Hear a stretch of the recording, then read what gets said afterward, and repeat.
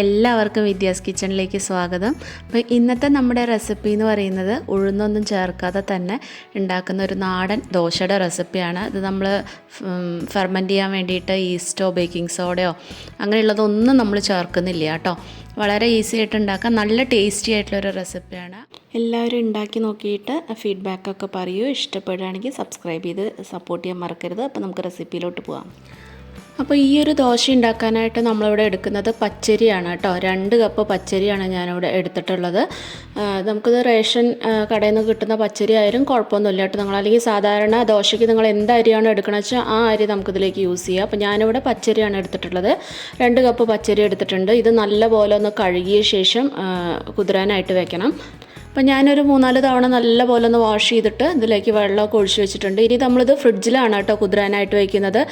ഈ ഒരു വെള്ളത്തിൽ തന്നെയാണ് അരയ്ക്കുമ്പോൾ നമ്മൾ ഈ വെള്ളം തന്നെയാണ് കേട്ടോ എടുക്കുന്നത്. അതുകൊണ്ട് നല്ല വെള്ളം തന്നെ നമ്മളിതിലേക്ക് ഒഴിച്ച് വയ്ക്കുക. അപ്പോൾ ഫ്രിഡ്ജിൽ വയ്ക്കുന്നത് നമ്മുടെ മിക്സിയൊക്കെ പെട്ടെന്ന് ഇങ്ങനെ ചൂടാവുമ്പോൾ മാവ് ഇങ്ങനെ ഒരുപാട് ചൂടായി കഴിയുമ്പോൾ നമ്മുടെ ദോശ അത്ര സോഫ്റ്റായി കിട്ടില്ല. അപ്പോൾ അതിന് വേണ്ടിയിട്ടാണ് കേട്ടോ നമ്മുടെ ഫ്രിഡ്ജിൻ്റെ ഉള്ളിൽ തന്നെ ഇത് കുതിരാനായിട്ട് വയ്ക്കുന്നത്. അപ്പോൾ ഒരു 4 മണിക്കൂറോളം നമ്മളിത് നല്ലപോലെ കുതിരാനായിട്ട് ഫ്രിഡ്ജിൽ മാറ്റി വയ്ക്കുന്നുണ്ട്. ഇപ്പോൾ ഒരു 4 മണിക്കൂർ കഴിഞ്ഞിട്ടുണ്ട്. അപ്പോൾ ഞാനിവിടെ ഉച്ചയ്ക്കാണ് കേട്ടോ കുതിരാനായിട്ട്, എന്നിട്ട് രാത്രിയാണ് അരച്ചെടുക്കുന്നത്. ഇപ്പോൾ രാവിലത്തേക്ക് ദോശ ചൂടാന്നുള്ള ഒരു രീതിയിലേക്കാണ് കേട്ടോ ഞാൻ ചെയ്യുന്നത്.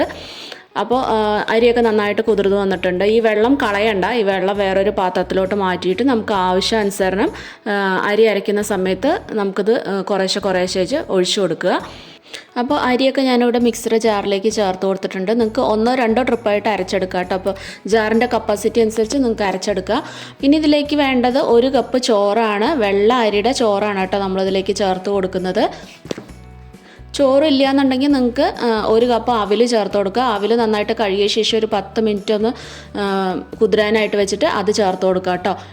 പിന്നെ അതിലേക്ക് വേണ്ടത് 1 കപ്പ് തേങ്ങയാണ്. തേങ്ങ ഞാനിപ്പോൾ നല്ല വെള്ള കളറുള്ള ദോശ കിട്ടാനായിട്ട് തേങ്ങ കഷ്ണങ്ങളാക്കിയിട്ട് അതിൻ്റെ ബാക്ക് സൈഡിലുള്ള ബ്രൗൺ കളറൊക്കെ ഒരു കത്തി വെച്ചിട്ട് കളഞ്ഞിട്ട് മിക്സിയിലിട്ടിട്ട് ഒന്ന് ക്രഷ് ചെയ്തെടുത്തിട്ട് അതാണ് കേട്ടോ അതിലേക്ക് ചേർത്ത് കൊടുക്കുന്നത്. അപ്പോൾ 1 കപ്പ് ചിരകിയ തേങ്ങയാണ് കേട്ടോ അതിലേക്ക് വേണ്ടത്. ഇനി ഇതിലേക്ക് ആവശ്യത്തിന് വെള്ളം ഒഴിച്ച് കൊടുത്തിട്ട് നമുക്കിത് നല്ല മയത്തിൽ തന്നെ അരച്ചെടുക്കണം. ഞാനിതിലേക്ക് ആദ്യം 1 കപ്പ് വെള്ളം ഒഴിച്ച് കൊടുത്തിട്ടുണ്ട്. മൊത്തം ഏകദേശം 2 കപ്പിന് താഴെയാണ് കേട്ടോ എനിക്ക് വെള്ളം ഇതിലേക്ക് വേണ്ടത്. അപ്പോൾ ഓരോ ആൾക്കാരൊക്കെ എടുക്കുന്ന അരിയുടെയൊക്കെ അളവിനനുസരിച്ച് വ്യത്യാസങ്ങൾ വരും. അപ്പോൾ ഏകദേശം 2 കപ്പിന് താഴെയായിട്ടാണ് കേട്ടോ എനിക്ക് വെള്ളം വേണ്ടി വന്നത്. അപ്പോൾ അത് നല്ല പോലെ കണ്ടോ അരച്ചെടുത്തിട്ടുണ്ട്. നല്ല മയത്തിൽ തന്നെ നമ്മളിത് അരച്ചെടുത്ത് കൊണ്ടുവരണം. ഇനി ഇത് നമുക്ക് മറ്റൊരു പാത്രത്തിലോട്ട് മാറ്റി കൊടുക്കുക. അപ്പം ഞാനിത് മറ്റൊരു പാത്രത്തിലോട്ട് മാറ്റി കൊടുത്തിട്ടുണ്ട്. അപ്പോൾ ദോശമാവിൻ്റെയൊക്കെ ഒരു കൺസിസ്റ്റൻസിയിലാണ് കേട്ടോ നമുക്കിത് വേണ്ടത്. സാധാരണ നമ്മൾ ദോശമാവിൻ്റെ അപ്പോൾ ഒരുപാട് ഇങ്ങനെ വെള്ളം പോലെ ആവണ്ട, ഒരുപാട് തിക്കായിട്ടും വേണ്ട. അപ്പോൾ അത് കണ്ട് ഈ ഒരു പരുവത്തിലാണ് കേട്ടോ നമുക്കിത് അരച്ചെടുക്കേണ്ടത്. ഇനി നമുക്ക് ഇതിലേക്ക് വേണ്ട ഉപ്പ് ഇട്ട് കൊടുക്കുക. ഞാനവിടെ 1 ടീസ്പൂണോളം ഉപ്പ് ചേർത്ത് കൊടുത്തിട്ടുണ്ട്. അത് ഇട്ട് കൊടുത്ത ശേഷം അതിൻ്റെ മുകളിൽ കുറച്ച് വെള്ളം ഒഴിച്ച് കൊടുക്കുക. അല്ലെങ്കിൽ ഉപ്പ് ഏതെങ്കിലും ഒരു സ്ഥലത്ത് ഇങ്ങനെ ചിലപ്പോൾ കട്ടിയായിട്ടിരിക്കും.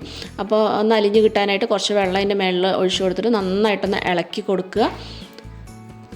ഇതിന് നമുക്ക് നമ്മുടെ ഒന്ന് പുളിക്കാനായിട്ട് നമ്മുടെ കൈ വെച്ചിട്ട് തന്നെ നന്നായിട്ടൊന്ന് ഇളക്കി കൊടുക്കുക കേട്ടോ. എന്നാലാണ് അതൊരു പാകത്തിന് പുളിയായിട്ട് കിട്ടുള്ളൂ. പിന്നെ ഈ മാവ് ഇങ്ങനെ പിറ്റേ ദിവസത്തേക്ക് പതഞ്ഞ് പൊങ്ങി വരിക അങ്ങനെയൊന്നും ഉണ്ടാവില്ല കേട്ടോ. ഒന്ന് നന്നായിട്ട് പുളിച്ച് കിട്ടുന്നേ ഉള്ളൂ. രണ്ടങ്ങനെ പൊങ്ങി വരുമൊന്നുമില്ല. കാരണം നമ്മൾ ഈസ്റ്റോ അങ്ങനെയുള്ള ഒന്നും ചേർക്കുന്നില്ലല്ലോ. അതുകൊണ്ട് പതഞ്ഞ് പൊങ്ങുമൊന്നുമില്ല കേട്ടോ. അത് എത്രയാണോ ഉണ്ടായിരുന്നത് ആ ഒരു ഇതിൽ തന്നെ ഉണ്ടാവുള്ളൂ. പക്ഷെ നല്ലൊരു സോഫ്റ്റായിട്ട് കിട്ടും. അപ്പോൾ നന്നായിട്ടൊന്ന് കൈവച്ചിട്ട് ഇളക്കിയ ശേഷം നമ്മളിതൊരു മൂടി വെച്ചിട്ട് 8 മുതൽ 12 മണിക്കൂർ വരെ നമ്മളിതൊന്ന് മൂടി വെച്ചിട്ട് പുളിക്കാനായിട്ട് വെക്കണം. ഓരോ സ്ഥലത്തെ കാലാവസ്ഥയുടെ അനുസരിച്ച് വ്യത്യാസങ്ങൾ വരും. അപ്പോൾ എനിക്കൊക്കെ ഒരു 8 മണിക്കൂർ കൊണ്ടൊക്കെ പുളിച്ച് കിട്ടിയിട്ടുണ്ടായിരുന്നു കേട്ടോ. അപ്പോൾ ഇത് പിറ്റേ ദിവസം രാവിലെ ആയിട്ടുണ്ട്. അപ്പോൾ ഈ ഒരു സമയത്ത് നമ്മുടെ മാവ് ആവശ്യത്തിന് പുളിച്ചിട്ടുണ്ട്.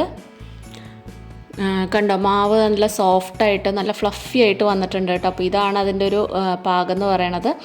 അപ്പോൾ ഈ ഒരു രീതിയിലായിട്ടുണ്ടെന്ന് പറഞ്ഞു കഴിഞ്ഞാൽ മാവ് അത്യാവശ്യം നന്നായിട്ട് പുളിച്ചിട്ടുണ്ടെന്നാണ് കേട്ടോ അർത്ഥം.